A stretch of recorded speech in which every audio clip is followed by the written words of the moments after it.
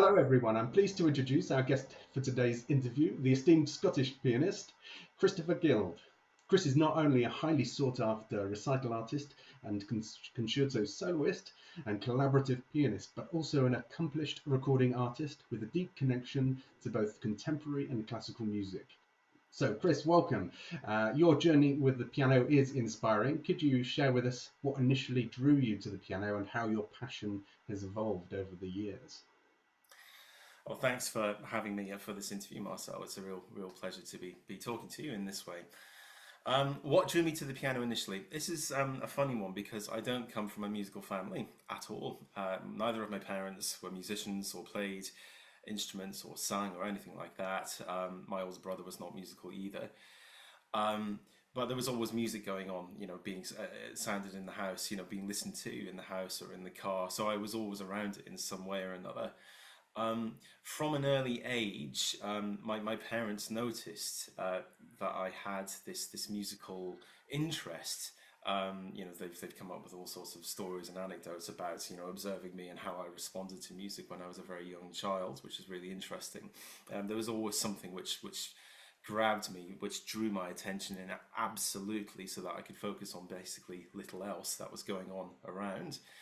But with the piano, I think that was probably through a musical friend of ours who lived around the corner uh, where I grew up in Scotland. She had a piano in the house, and whenever we'd go around and visit, I was sort of always sort of pawing at it, wanting to play it. I didn't start music lessons until I was 7 years old, but that was with the violin, because that was my main instrument for a very long time. And a year later, it was the piano. I went and had private piano lessons in our nearest big town. Um, Did you actually have a piano at that time? we didn't know, we never had a piano in the house. There were no instruments. I always had, like a little sort of plastic keyboard or something to play with. And, I had like a toy harmonica and a ukulele and a little quarter-sized classical guitar, because as I was saying, I've always had music in me, but there was no means to formally direct it. And no, there was no piano. But after I started piano lessons, I was bought a slightly clunky upright piano, which did me fine for many years. How did my passion for the piano evolve? Well, I think just the more I practiced and the better I got, and the more encouragement I received. My parents were always absolutely supportive of my music and everything. Despite not being musical themselves, they were right behind whatever I wanted to do. They were brilliant parents in that sense.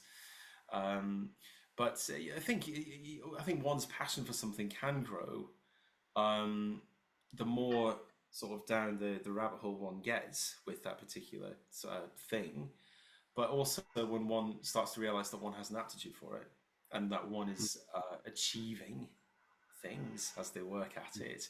That's encouraging. It's like when we're teaching pupils at school or online or whatever, Marcel, the more encouragement we give them, the more they sort of think, oh, actually, I can do this, and that's what sort of spurs them on.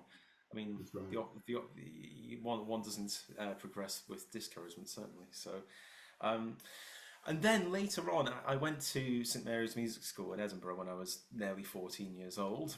And I went again as a violinist, but with a second study piano. Um, and I think being in that very intense musical environment, and it was a tiny school, it was intense in all sorts of ways, but being in that environment where music was just everywhere, it wasn't just a subject that one specialized in, it was something that you absolutely lived. That I learned so much so quickly about music generally. My playing and my musicianship just, you know, absolutely skyrocketed in no time. That's the point of those places. And I think again, the more one gets into it, the more one evolves, and the more one loves what one does. And then later at the Royal College of Music, when it specialised into just the piano, the same thing kept happening. So I Right. think that's probably quite a general answer to that question, but um, yeah. Well, thank you very No, that's an excellent answer, an excellent response.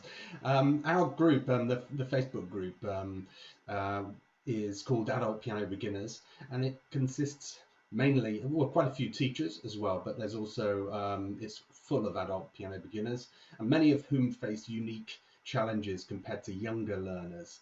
What do you think are some of the key advantages and obstacles adults might encounter when learning the piano in later life? I've taught mostly young people, but I've a smattering of older adults myself, and it's a really interesting experience working with older students. I have to say it's very different in some respects to teaching children or teenagers at school. Um, I think to start with the obstacles, actually, well, no, let's start with the advantages. When one comes to it later on, one is none of this is meant to sound condescending or anything, so apologies if it comes across that way. One is much more mature, and one has a more mature attitude to learning and to working and to practicing. One knows, one understands that one must work hard at it, and that laziness isn't going to get you anywhere, you know. So there is that. The mature attitude is very, very positive. One disadvantage is, you know, as adults, we're all rather busy with the rest of our lives, and Mm, learning the piano, it's a hobby or a love that you have, but it has to fit in to all the mm, millions of different things that one has to do: work, family, yeah, social life, whatever else. Um, but yeah, I'd say the great advantage of starting when you're older is that you know the importance of work, and you're often more driven as well. You mm. know, it's sort of being busy kind of focuses the mind, which is sort of Yeah. paradoxical, I guess. But the disadvantages are that it is just a fact that after just sidestep to an anecdote for a second. When I went to the Royal College of Music when I was 18, I learned with this, I mean, wonderful teacher who sadly died a couple of years ago called Andrew Ball. And in one of the earliest lessons I had with him, he gave me this very frank sort of pep talk. And he Mm, said, you know, you must learn as much repertoire now as you possibly can. This is a golden time while you're at college, and you must memorize as much of it as you can while you can.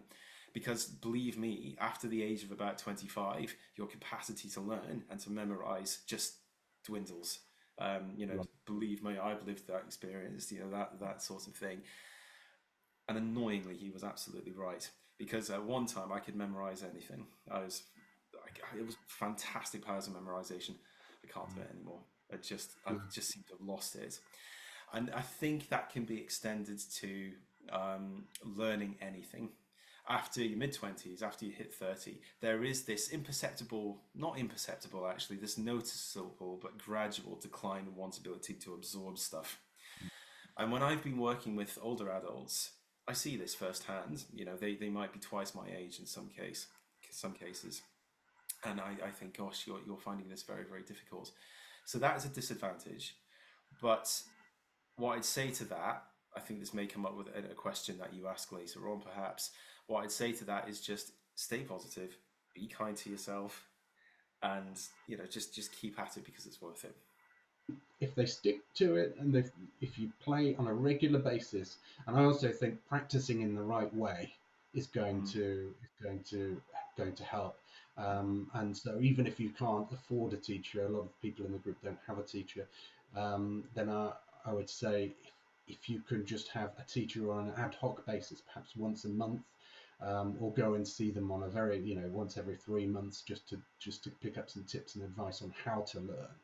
Mm. But I think one of the key advantages of being an older person is you already know the language.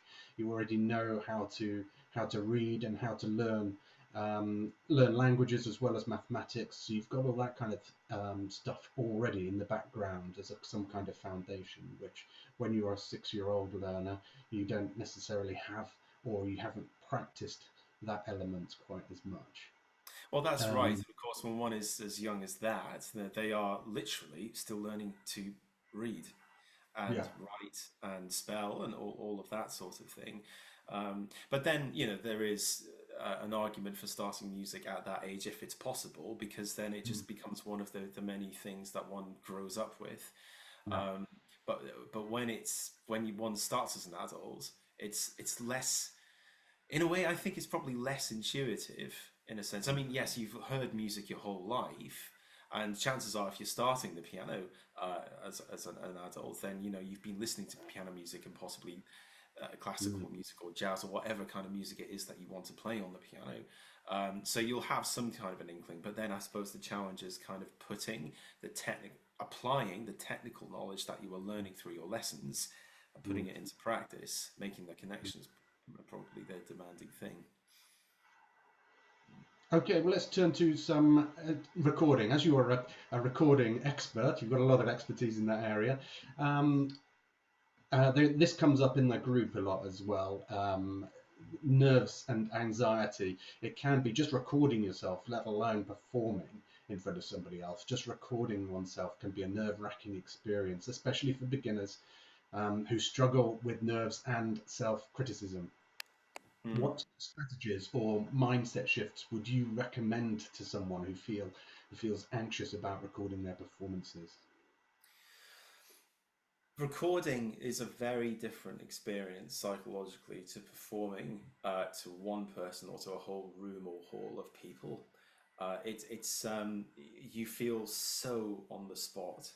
There's something about the microphone or the microphones just hanging above the piano or the camera being trained on you that is so intimidating.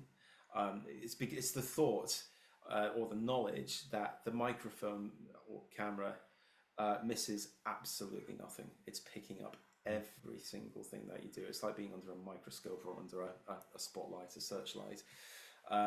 That's very, very daunting.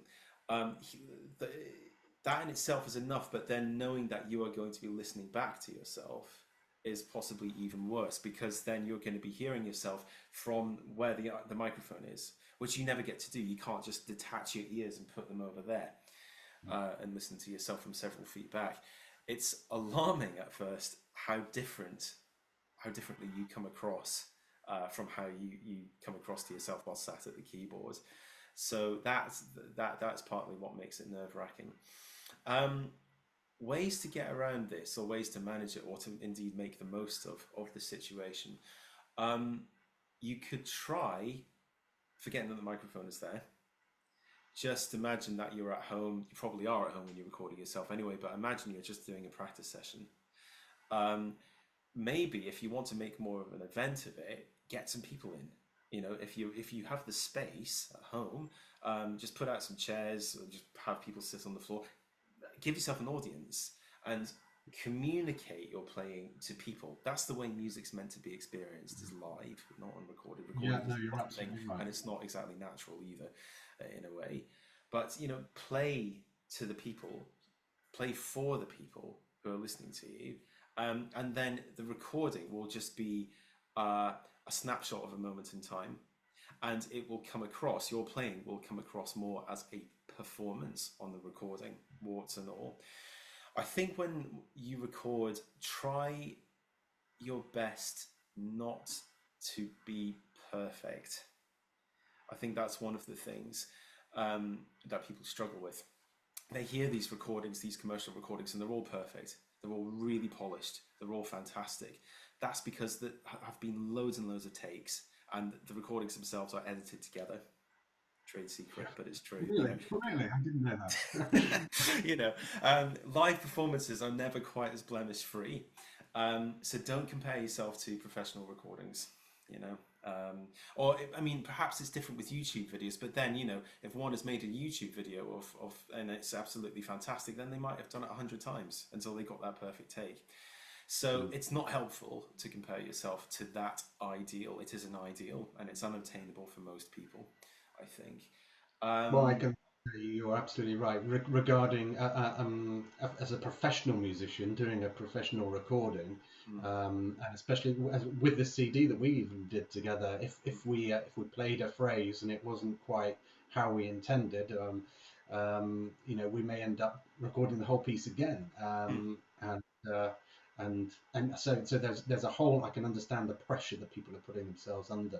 I mean, we were doing a commercial recording, mm. which is very different to putting up your phone and playing a beginner piece on the piano, and so I think put less pressure or take yourself out of the spotlight. I would say would be Yeah, a good. and just remember as well that one of the most unhelpful words I think with learning music or learning musical instruments or Mm, practicing is the word is perfect or perfection. There is actually no such thing as perfection. And once you, because what is it? What is perfect? I mean, define it in the context of our work. There is no such thing, and it's not helpful. And once you've completely gotten rid of that whole notion, and have stopped aspiring for it, suddenly you'll be playing much better. You'll be playing without inhibition. It will be more musical, and chances are it'll be more accurate and more polished because you will have just yeah, relaxed a bit. There is a right. wonderful book. It's a perennial classic, The Inner Game of Music. I mean, you probably know that, Marcel. I'm guessing you might. By Barry Green and Timothy Galway. It's sort of derived from the inner game of tennis and the inner game of golf. It's all about sports psychology and how it can be applied to music. It's eminently readable. It's not at all complicated, and it's like a self-help book for musicians to help you Mm, get into the zone more when you're playing. It's about sort of that thick, 150, 200 pages, and it's absolutely worth it. Go and read that. You're never at too early a stage on your musical journey with any instrument or singing to read that book. So go ahead. I recommend that off the top of my head. okay, great. Great. Let's go. Just before we come to your latest recording, just talk a bit about interpreting different styles. Do you have any advice for beginners who are trying to broaden their own repertoire? Well, something I was hoping to say is that one of the prerequisites for learning an instrument and continuing to study an instrument on one's ongoing studies is to listen all all of the time, all of the time. Listen to music. Listen to music. Listen to all the piano music you can get your hands on. Listen to all of the harpsichord and clavichord performances you can as well. If you are interested in old music, Bach, Handel, Telemann, Mm, etc., from the Baroque era, so the 18th century. Listen to how it's played on all the different instruments of the time. Um, mm, but I think listening, just as a musician, one must constantly be listening to music. Um, mm. so I think that will help with one's interpretation of a lot of the different music that you want to play.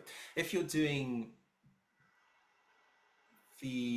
those really early Mozart pieces that he wrote from when he was about 6 years old. There are sort of grade two, grade three level Mm. pieces. It's the one that Mozart composed the pieces and his father Leopold wrote them down but didn't compose. We believe. If you're learning one of them, then it really, really pays to listen to how all manner of different pianists play these early classical pieces Mm. and these classical pieces early in Mozart's life. I mean, for the different interpretations, the different ways that they phrase or articulate, and just comparing and contrasting, that will give you lots of ideas as to how you might Mm. play them. And do that for everything. Do that for all music that you What play. can physically be done with expressiveness and phrasing?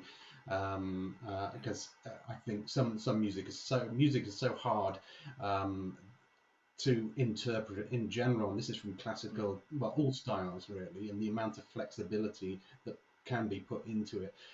With the pop music, there's a rhythm section keeping the beat, and you stick to that beat. Classical music is so vastly different from that in terms of flexibility, and this is one of the things that again comes up in the group so much. Performances that are posted on the page are often very inflexible. They're very kind of rigid, and so I think listening is, as you've mentioned, is really a key to try and get your ear tune in to the different styles and how you can be flexible with a phrase of music. Mm. So let's talk about your latest recording and what is it and when will it be available? So the latest recording that I did with Marcel's help is piano music by the Scottish composer Ronald Stevenson. Ronald Stevenson lived from 1928 to 2015. He was one of Scotland's premier composer pianists, very much of the golden age of piano playing. His playing It's just absolutely phenomenal. It really, really was. And it was very much in the manner of the golden age pianists who lived from the mid 19th century through till about, well, they sort of the 1950s to the 1960s and later. Sort of Ronald was almost born about 50 or 60 years too late. He was part of that tradition, but displaced somewhat. Um, uh, so his musicianship was very much akin to the likes of Paderewski, Rachmaninoff, Pachman, Joseph Hoffman, all of those great pianists of that era. He was a very prolific composer as well, very eclectic composer. He was greatly inspired by the music of Ferruccio Busoni, again by Paderewski, the composer side of Paderewski, Scottish folk music, Percy Grainger, indigenous music from all around the world, and a lot of various different modern things, although there were some modern by his standards, I mean, so mid-20th century, there was a lot of mid-20th century modernism, which he absolutely hated. He just wouldn't have anything to do with it, but that's another matter. He was a real cultural polymath. He loved poetry. He had friendships with some of the leading literary lights in Scottish letters and internationally too. Great sort of friendship with Hugh MacDiarmid, the Scottish poet, and of course lots and lots of musicians of the time as well. He was a real champion for the musical underdog, or composers who he believed were not being given the attention they deserved. So this CD that's just come out is volume 7 in the ongoing series of Ronald Stevenson piano music recordings issued by Toccata Classics. It's all been solo piano music up until this volume 7, where there have been 3 works where there's been a second pianist called for, hence Marcel's involvement. And it's a tribute, it's a homage to Percy Grainger. So there's a lot of adaptations and transcriptions of folk songs from Scotland, England and Ireland. There are some original compositions too, but the main thrust of the programme is really sort of British folk song. So the pieces which Marcel has joined me in there's an Irish folk song suite, so that's a collection of 4 pieces on various Irish folk songs, which I believe are fairly well known. There's a Chinese folk song suite, which is quite short, only 2 pieces. Both of these suites are piano duets, so 4 hands at 1 piano. And then there's the Jamboree for Grainger, which is the 2 piano piece, which we had fun and games with, didn't we? So that was done on 2 pianos, 4 hands on 2 pianos, which was a lot of fun. A real sort of mashup of some very well-known themes by Percy Grainger, including English Country Garden, of course. So that's a lot of fun. It comes out on the 17th of January. You can preview it at the moment on the Toccata Classics webpage, the relevant webpage on their website. And for those of you living in Scotland or who are inclined to go on the internet and listen, it will be on Classics Unwrapped on Sunday afternoon, the 12th of January. I really should have checked the time that the programme starts before this interview, but I'm sure it's easy to find. So yes, this 12th of January, you'll hear some highlights. They're going to be playing about 4 or 5 pieces from it, which will be really fantastic. So great. Well, finally, what are your top 3 tips for beginner pianists? Condensing this into three points is quite hard. For beginner pianists who are adults, we've already touched on this before, but practicing is obviously essential. Maintaining a practice schedule, being disciplined. The way you will make progress is by practicing regularly. A lot is better than loads a couple of times a week, as and when you remember or have time. So actually fitting it into your day-to-day life is probably the best way of doing it. That's going to ensure the smoothest and most consistent progress. We've also talked a lot about listening.